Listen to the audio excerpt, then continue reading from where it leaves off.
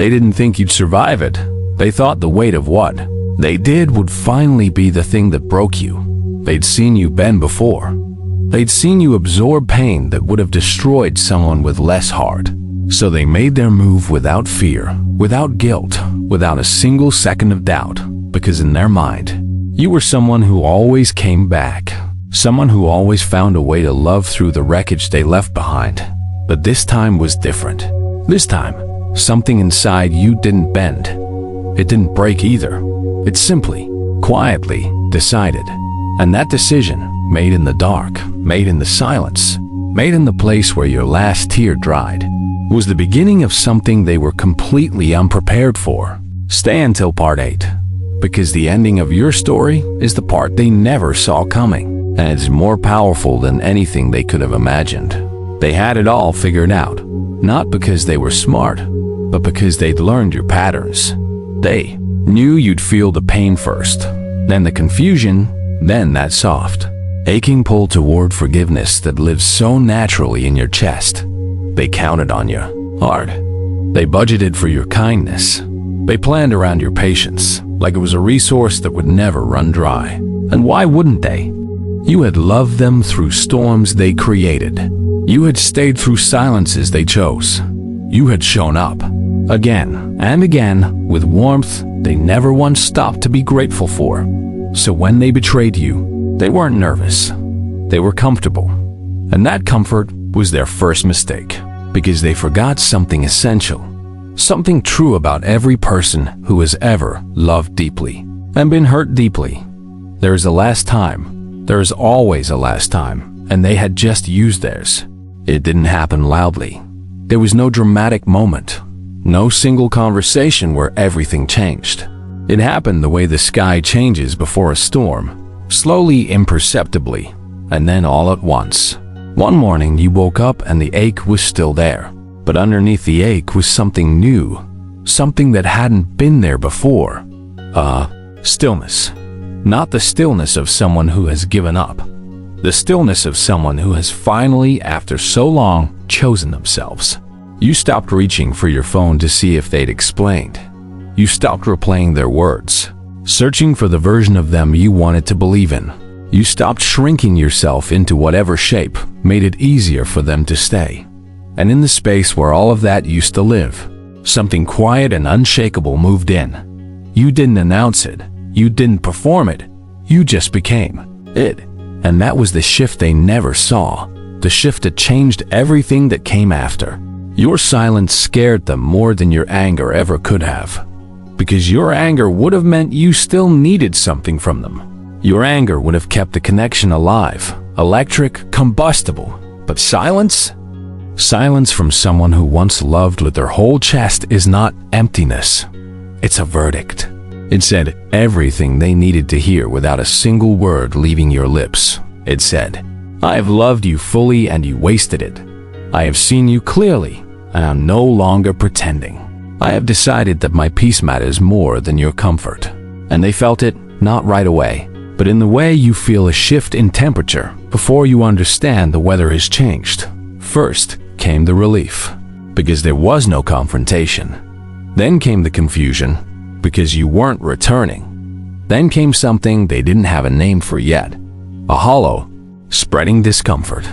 The sound of someone realizing too slowly that they have made an irreversible mistake. There's always a night. It doesn't come with a warning. It arrives in the middle of something ordinary, when the noise finally stops and the truth has nowhere left to hide. Maybe it's the moment someone new laughs and it sounds nothing like yours. Maybe it's when they reach for their phone to share something small and remember, you're no longer the person they can call. Maybe it's just a quiet Tuesday, unremarkable in every way, except that your absence has filled every corner of the room. And in that moment, it hits them. Not as a thought, as a weight. The weight of every time you stayed when leaving was the easier choice. The weight of every time you loved them louder than their mistakes deserved. The weight of everything they held and didn't know was precious until it was gone. They realized then that what they lost wasn't just a relationship. They lost a person who saw them fully and chose them anyway. And that kind of love doesn't wait. it doesn't return on demand. If this is your story, like this video right now, if you have ever loved someone who didn't know what they had until you were already gone, comment, "I chose myself" below and subscribe, because part 5 is where your story takes a turn they never anticipated. Here's what happens when someone loses a love they didn't know was rare. They panic, not openly, not honestly, but in the quiet, calculated way of someone whose ego has been shaken loose from its foundation. They reach out, a message that sounds like nothing but means everything. A memory carefully chosen, designed to remind you of a softer time. A question that isn't really a question. It's a test. A way of pressing on the door to see if it still opens. And maybe a part of you wants to open it. That part is not weakness. That part is the same beautiful depth that made you love them so fully in the first place. But here is what you need to hear. They didn't reach out because they changed. They reached out because your silence reminded them of what they stood to lose. And there is a profound difference between someone who misses you and someone who is ready to deserve you. One of those things lives in the chest. The other lives in behavior. Watch the behavior. Always watch the behavior. While they were busy trying to find their way back to you, you were becoming someone they wouldn't recognize. Not because you hardened. Not because you closed yourself off and built walls where your warmth used to live, but because you finally turned all of that love inward. The patience you gave them, you gave it to yourself. The understanding you extended to them again and again, you extended it to the parts of yourself you had been neglecting. The forgiveness you handed out so freely, you used it to release yourself from the guilt of loving someone who wasn't ready to be loved the way you love. And slowly, without trying, without forcing, without performing recovery for anyone's benefit, you began to bloom. Not the way flowers bloom in perfect conditions. The way they bloom through concrete, quietly, stubbornly, beautifully. Because that is what you are. You are not someone who was broken by this. You are someone who was being prepared by it. And the person emerging from that preparation is more than they ever deserved. It arrives differently for everyone. For some, it's sudden. For others, it's a slow erosion of every distraction they used to keep the truth at bay. But it always arrives. The moment they understand, fully and without the protection of ego, what they had in you. They remember the way you loved without keeping score. The way you showed up in the small moments that nobody else thought to show up for. The way your presence made everything feel safer, warmer, more worth living. They remembered that you were not perfect. But you were real, and real is rarer than beautiful, rarer than exciting, rarer than anything the world will offer them now that you are gone. And in that remembering, something in them grieves, not for the relationship, but for the version of themselves they could have been if they had been brave enough to deserve you. That grief is not your burden to carry, that it is your quiet, peaceful, unspoken proof that you were worth so much more than the way they treated you. Here is what they were never prepared for. You didn't just heal. You expanded.